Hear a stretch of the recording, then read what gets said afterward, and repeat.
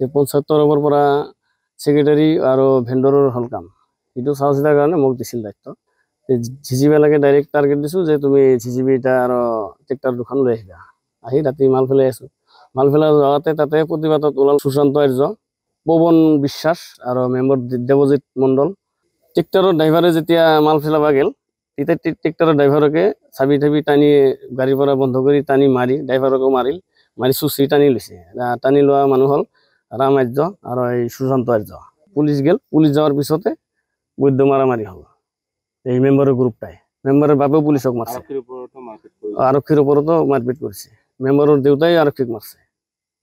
এই রাস্তার কামটো নতুন মেম্বারক দিবা লাগে অলরেডি তেওঁৰ লগৰ বডি গঠন হয় না আৰু এইটো কামটো আছিল পুৰানা কাম আপুনি বিচৰা বাতৰি পাব কেৱল নিউজ 18 এপত